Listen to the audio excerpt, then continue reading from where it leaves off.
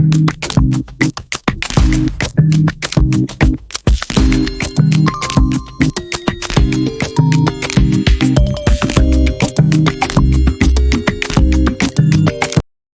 aí, senhores, mais uma vez, estamos aqui na parte 2 desse vídeo sobre o professor Matheus Vilela. Vou auxiliá-los na recuperação de geografia no segundo ano, ok? Então, olha só, se você não viu a parte 1 desse vídeo ainda, volta, procura aqui no site onde está a parte 1 de geografia da segunda série, tranquilo?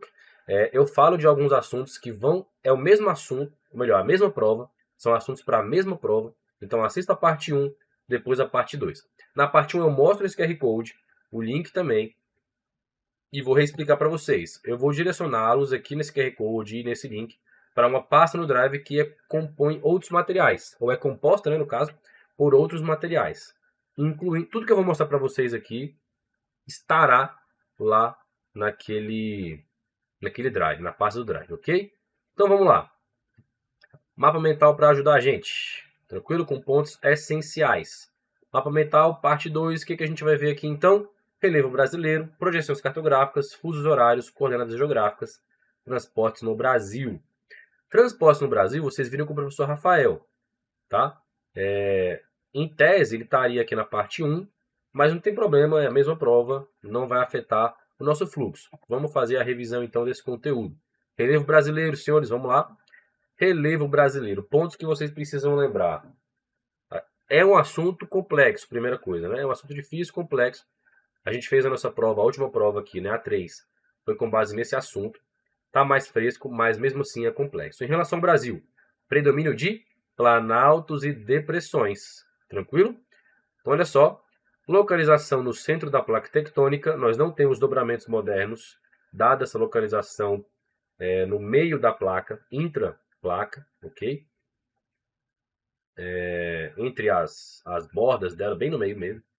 Terreno geologicamente antigo e intensamente erodido, então que causa esse rebaixamento, a denudação para aparecer os icebergs, por exemplo, enfim, outras formas de escudos cristalinos, né? Por que isso acontece? Porque é um relevo muito antigo, muito erodido e tudo mais, ok? Ausente de dobramentos modernos e vulcanismo recente. Tivemos derramamentos basálticos no passado, na região sul do Brasil. Não temos dobramentos modernos. O que é um dobramento moderno? O que é vida recente? É aquilo que está no Cenozoico, tá? As nossas atividades tectônicas, digamos assim, ou melhor dizendo, né? Os dobramentos do Brasil são muito antigos. A orogenia brasileira é muito antiga. É lá do pré-cambriano. É datado geologicamente lá atrás. Então, só para ajudar a lembrar, nós não temos dobramentos no Cenozoico. Não temos dobramentos recentes. A gente frisou isso em sala 1 milhão de vezes, espero que esteja claro na cabeça de vocês. Vulcanismo, mesma coisa. Tranquilo? Mas derramamentos basálticos recentes, assim, recentes não, né? Derramamentos basálticos há alguns anos, milhões de anos, de acordo com a escala geológica, né? Atrás, fizeram com que os solos da região sul fossem mais férteis. Então, trouxeram mais fertilidade aos solos daquela região. Então, onde tem ação vulcânica, ali, naquele solo, você vai ter minerais mais recentes, tá? Então, provavelmente os solos vão ser mais férteis. Isso é bom lembrar também. Classificações. Nós temos 3 classificações. De Haroldo de Azevedo, Absaber e Jurandir Ross. Detalhe, senhores, ao critério da classificação. Tranquilo? Critério. Os critérios mudam aqui. Para Haroldo de Azevedo, qual é o critério? É altimétrico. Aquilo que está acima de 200 metros é o quê? Planalto. Aquilo que está abaixo de 200 metros é o quê? Planície. Não existia depressão ainda. Todos eram felizes. Aqui em Aziz Absaber, critério geomorfológico é o quê? Processos geomorfológicos, ok?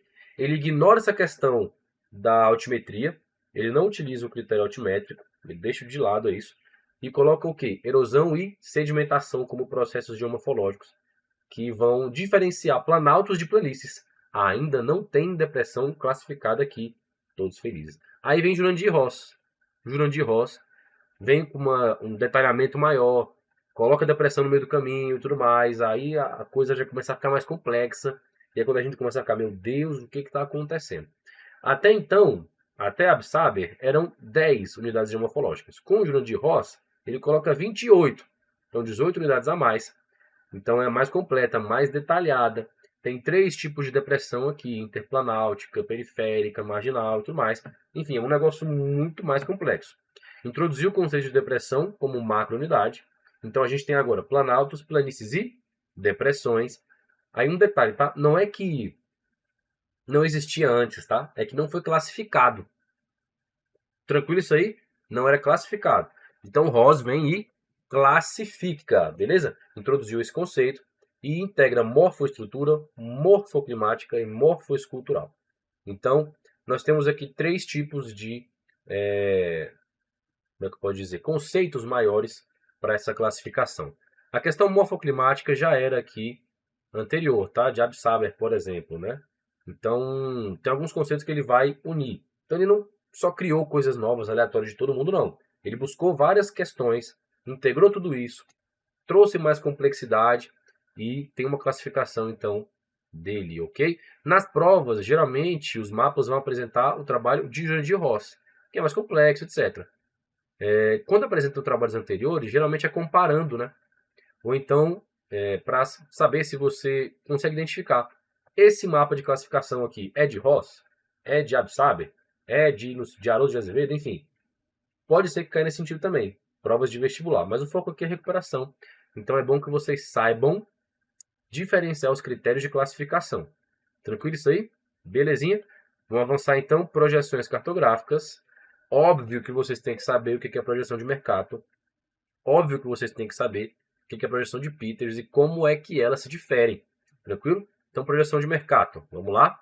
É uma projeção cilíndrica, conforme a de Peters também é cilíndrica, mas é equivalente.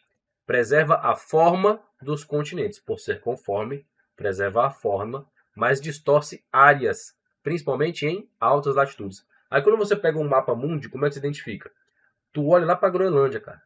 Se a Groenlândia estiver do tamanho da América do Sul, muito provavelmente essa projeção aqui é de Mercator. Tranquilo? Muito provavelmente. Se você olha para a Rússia e ela está do tamanho do universo, muito provavelmente essa projeção é de Mercator. Quando você vem para a projeção de Peters, o que acontece? Na projeção de Peters equivalente, ela preserva formas, preserva áreas, perdão, mas distorce formas. Então, você não vai ver, por exemplo, áreas muito além do real. Mas o que acontece, né? Nas formas, você olha para o Brasil, para a África, eles estão esticados, assim, estão tipo muito grandes, né? Isso não é bom. Deixa eu abrir um mapa aqui para vocês verem. Peters versus Mercator. Mercator, que é um belga, né? Um cartógrafo belga lá atrás, século XV, XVI. E Mercator, e Peters, quer dizer, que é mais recente, década de 70, né? Então vamos ver aqui, ó. Pronto, essa imagem aqui já ajuda para a gente dar uma entendida. Vou pegar essa aqui melhor. Carrega, carrega, carrega. Não quer carregar? Carrega, meu filho. Então vamos voltar para a outra, né? Pronto, essa aqui. Abrir a imagem em uma nova guia. Vamos lá, tá aqui Mercator versus Peters. Beleza? Como eu estava dizendo, olha a Groenlândia do tamanho da América do Sul, maior ainda, né? As ilhas aqui do Canadá enormes, gigantescas. Aí você vem para a Rússia, isso aqui é a Rússia, ó. Imagina, a Rússia é maior do que a África. Isso é louco, não dá. Então essa aqui é a projeção de Mercator. Uma outra forma de você avaliar é nas linhas aqui, ó. Tá vendo essas linhas latitudinais? Essas linhas têm a mesma distância entre elas. Quer dizer que daqui dessa linha para cá eu tenho a mesma distância do que daqui dessa linha latitudinal para cá. Então, peraí, se na vida real elas têm a mesma distância, aqui no mapa quer dizer que elas estão esticando muito. Então, principalmente em áreas de altas latitudes, os países ficam com a área muito maior. Percebe? É o contrário aqui na de Peters, né? Quando a gente percebe aqui as linhas latitudinais, a gente nota que na parte mais próxima do Equador, elas estão com uma distância maior. Quando eu venho para a área dos polos, a distância está bem menor. Tá vendo? Então, meio que ele achata um pouquinho aqui. Mas a área se mantém, ele preserva a área. É uma propriedade das projeções equivalentes. Tranquilo? Ok. Então, é bom vocês terem isso em mente, conseguirem diferenciar uma da outra. Fusos horários, vamos lá. Deslocar para leste é igual a adiantar o relógio. Eu preciso adiantar meu relógio. Deslocar para oeste, eu tenho que atrasar, voltar algumas horas no meu relógio. Por quê? Quando a gente lembra da linha de divisão ali das horas, quando eu estou indo para a direita, geralmente o norte estando apontado para cima, digamos assim, né? E o sul apontando para baixo no mapa, olhando aqui na frente, né? Tá aqui o mapa, norte está aqui, sul está para cá. Geralmente, quando eu olho para a direita, eu tenho o leste. Quando eu olho para a esquerda, eu vou ter o oeste. Então, no mapa mundi tradicionalzão, com a Europa no centro e tal, meridiano de Greenwich bem no centro, divisão da linha do Equador, com norte para cima, sul para baixo e tal, eu tenho essa configuração. Então, se na questão se mantém dessa maneira, eu vou ter essa lógica. Um cuidado. Em algumas provas pode ser que venha, agora que o IBGE, estou falando agora de outras provas, tá? De vestibular, acrescentando aqui também. O IBGE lançou um mapa que o sul é invertido com o norte. Lembrando, não é um mapa errado, porque o que é o sul, o que é o norte do universo? O mundo não está no universo? Não tem norte e sul no universo. Aqui o norte e sul são questões de orientação.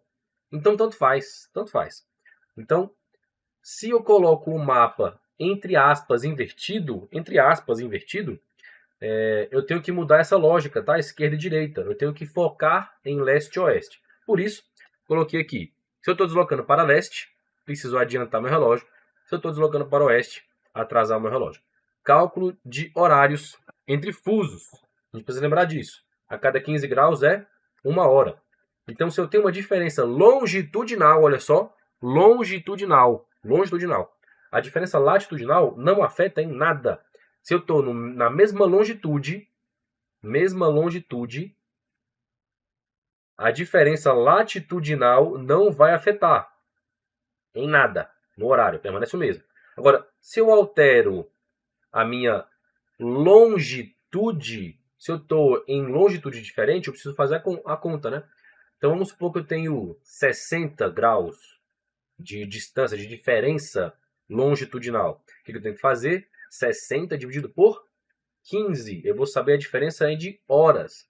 E aí, com base na hora inicial do voo e outras informações, geralmente é voo, né? E outras informações, eu vou saber que horas, com base nessa diferença, que horas são naquele país, etc. E a questão vai sendo construída da sua maneira, ok? Então tem que lembrar desse cálculo aí. Cada hora 15 graus. Cada 15 graus, 1 hora. Beleza? Coordenadas geográficas. Latitude é o que, senhores? É o que? Latitude é aquela linha que divide norte e sul. Beleza? Então, linha do Equador é uma linha latitudinal. Então, qual é o conceito de latitude? Distância angular do Equador ao polo, ou enfim, a qualquer outro ponto. Beleza? Então, distância angular do Equador. Equador, 0 graus. Para norte e para sul, vai 90, 90. Beleza? Longitude é aquela linha que divide, por exemplo, o leste do oeste. Certo? Na longitude, eu estou ou a leste ou a oeste de algo, ou de algum ponto. Então, basicamente, a gente tem uma linha central, né, que é o meridiano de Greenwich. Então, longitude, distância angular do meridiano de Greenwich. Com base nessa informação, você consegue construir outras questões. Isso aqui é fundamental. E na longitude, eu tenho de 0, Greenwich, a 180, para oeste, 0, Greenwich, a 180 para leste também. Ok? Para os dois lados eu vou ter a minha longitude construída. Quando eu junto latitude com longitude, eu tenho uma coordenada. Ok? Então, só com longitude eu consigo calcular uma coordenada? Não. Porque se eu tiver só a longitude, eu vou ter uma linha inteira. Uma linha inteira. Se eu tiver só a latitude, eu vou ter uma linha inteira. Latitude 0. Massa, eu estou em qualquer lugar na linha do Equador. Percebe? Então eu preciso de um par coordenado. Eu preciso de 2 pontos, né, 2 coordenadas para latitude e longitude, 2 eixos, um ponto específico em cada um desses eixos, para formar uma coordenada. Ok? Beleza. O que eu posso pedir para vocês? Por exemplo, com base nas coordenadas x e y, saindo de x para y, o deslocamento se dá no sentido, lembre da rosa dos ventos, leste, oeste, sudeste e tal. Transportes no Brasil, a gente fecha aqui os tópicos então com transportes no Brasil. Vamos lembrar de alguns pontos. Primeiro, de acordo com o nosso processo histórico, o que a gente tem hoje é uma prioridade muito voltada para o transporte rodoviário. Rodovia pavimentada, sabe? Asfalto, que é onde os caminhões vão trafegar, os carros vão trafegar, motos, etc. Então, o principal modal viário que a gente tem hoje é o rodoviário, ok? Só que a gente tem alguns problemas em relação a isso, né? Maior custo logístico, elevada dependência de combustíveis fósseis, grande emissão de gases de efeito estufa. Justamente porque a maior parte dos motores nesse modal viário são motores movidos a combustão interna. Tranquilo? Então são problemas que a gente enfrenta. Qual seria o ideal? O ideal é a gente ter uma malha viária diversa, multimodal, unindo muito bem, hidrovias, ferrovias, que a gente tem um déficit muito grande de ferrovias, como as rodovias, certo? Mas é bom lembrar que a gente tem essa condição aqui no Brasil hoje, tranquilo? Cabotagem, o que é isso? Navegação entre portos do mesmo país. A gente tem isso aqui no Brasil. É impressionante. Tem algumas coisas aqui no Brasil que não faz sentido. A gente produz uma peça em São Paulo, manda essa peça via porto, né, via hidrovia, lá para Manaus. Essa peça em Manaus agora vai se juntar com outras peças que vieram do Sudeste, de São Paulo e tudo mais, para montar, por exemplo, uma moto, e essa moto volta para São Paulo para ser vendida lá. Não faz muito sentido, né? Mas enfim, a gente tem essa condição, que é uma navegação entre portos, que é específica e que, perceba, tem coisas que são ilógicas. Mas em relação à cabotagem, o que a gente tem aqui, né? Estrutura estratégica devido à extensa costa litorânea. Como a gente tem um país com dimensão continental, ter uma estrutura de portos interligados é muito importante. Agora, tem que ser usado, obviamente, de forma eficaz, inteligente. Potencial para reduzir custos logísticos. Cabotagem é uma estratégia, uma forma de se utilizar a infraestrutura que traz esses benefícios. Então, isso é importante ser lembrado também. Bom, vamos lá. Vou apresentar para vocês agora a lista de exercícios que a gente tem da segunda série, tranquilo? Lembrando, ela vai estar disponível na nossa página de recuperação para vocês verem. Esse mapa mental também está disponível lá. Vejam, estudem, relembrem. Vamos dar uma olhadinha na nossa lista agora. Vamos ver como é que ficou. Olha aqui, como é que ficou o site de vocês, segunda série. Ele é adaptado para mobile também, tá? Então vai ajudar bastante vocês. A prática de dumping, que consiste na venda de produtos com preços subsidiados ou abaixo do custo de produção, é uma estratégia comercial considerada ilegal e incentivada pela Organização Mundial do Comércio. E aí, certo ou errado? Pô, aí tá muito fácil, hein? Vamos lá? Errado. Como a gente comentou no vídeo, é considerada uma prática desleal pelo OMC. Tá aqui a resolução, caso você tenha dúvidas. Então assim ficou o site com resolução de questões. Como é que ficou dividido aqui? Ó? As primeiras 5 questões são questões de certo ou errado, da parte 1. As próximas 5 questões são questões de múltipla escolha, da parte 1. A partir da questão 11, começam outras 5 questões de certo ou errado, da parte 2. Ok? E depois a gente avança para a partir da questão 16, mais 5 questões de múltipla escolha, da parte 2. Caso você tenha dúvida do tema, aqui em cima aparece, tá? Projeções cartográficas, nesse caso aqui, fusos horários e tudo mais. Belezinha? Então, caso você tenha dúvidas, aqui estão as temáticas também das questões. Então, vai de acordo com o que a gente construiu, tá? Segue a lógica de como a prova está construída também, nos assuntos, de acordo com a unidade didática, né? Então, é uma lista muito boa, que vai dar um norte muito bom para as questões que você vai enfrentar aí futuramente. Tranquilo? Recomendo sucesso para você, aluno da segunda série que vai fazer essa prova. Que Deus te abençoe e que seja uma prova boa para você, tranquilo? É isso. Grande abraço, até mais.